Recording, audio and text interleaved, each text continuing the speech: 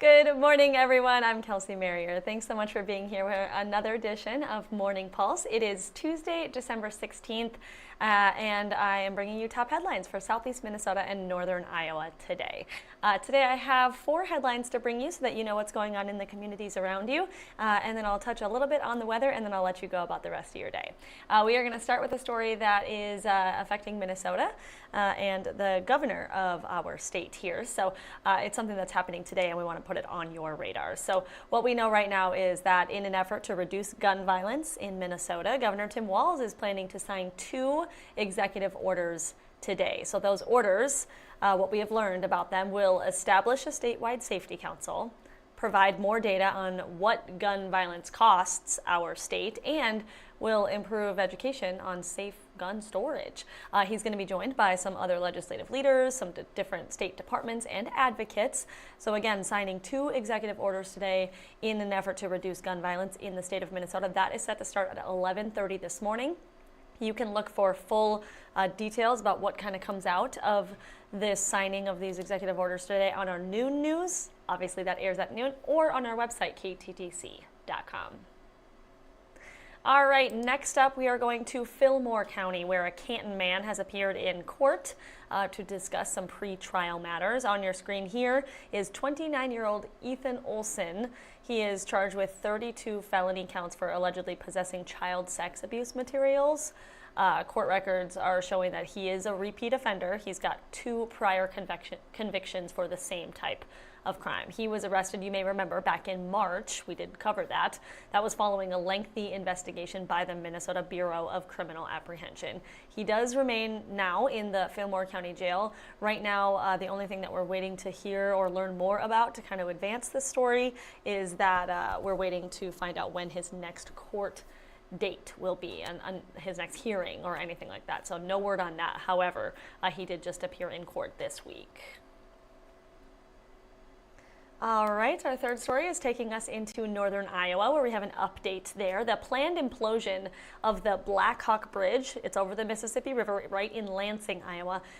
The implosion is being pushed back by 1 day this week. So just wanted to let drivers know in that area. So the bridge is now going to be demolished on Friday morning at 9:30. It was originally set to be demolished on Thursday of this week.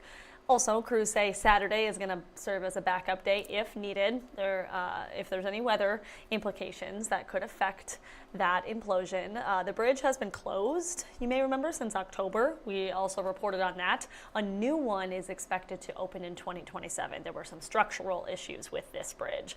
Officials have really outlined a safety plan for the demolition and what that's all going to entail. And if you want to read more about that, we have that plan on our website, kttc.com, as well as on our KTTC mobile app. So feel free to go and check that out for more details on the safety plan. But again, demolition for this bridge in Lansing, Iowa is being pushed back just by 1 day this week.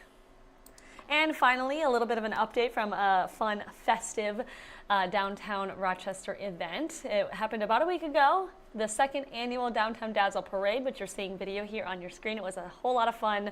A lot of people turned out. Well, because it was such a success, organizers are already looking to next year's event. So we wanted to bring you some details about that so you can mark your calendar early. So one of the organizers, Bradley Trahan, he posted an update about this year's light parade online, saying that more than 70 volunteers had come together to make this light parade a big festive success. There were 60 different units involved. The parade cost about $16,000 to put it on and put it together for the community, but it brought in $18,000 in revenue, which is good, coming out positive. So those extra $2,000 are going to go to the Salvation Army, all in an effort to try to keep this event a nonprofit event. So giving back to those area organizations that we have. Trahan says the mission behind this parade is pretty simple: bring joy and happiness to the community. I think that's exactly what happened here. That being said, the date is already set for next year's Downtown Dazzle Light Parade, so mark your calendars. It's going to be happening Saturday, December 5th, which is also the same date as our KTTC Toy Drive with Christmas Anonymous. So a very festive day coming up on December 5th in 2026. Of course, we hope to see you at the Toy Drive, but we also hope that you can come out and enjoy the Downtown Dazzle Light Parade, of course, next year. All right, those are all the news headlines I have for you on this Tuesday morning. Last little bit I'll update you on is the weather for our Tuesday. So you're going to notice those temperatures are definitely inching up, especially after quite a cold weekend that we had, the Arctic blast. We don't have to worry about any kind of Arctic blast coming our way for the next several days.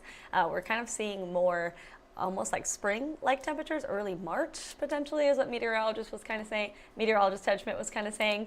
So that's kind of good news, but warmer weather is just kind of going to follow. Warmer weather relative, obviously, for December this time of year. So keep that in mind. We do have the potential for rain and snow a couple days later this week, but the weekend looks great. So if you have any holiday plans to get to for Saturday or Sunday, the weather is going to be in the 20s, but it's going to be calm and partly sunny for those days. So just something to think about in the days ahead.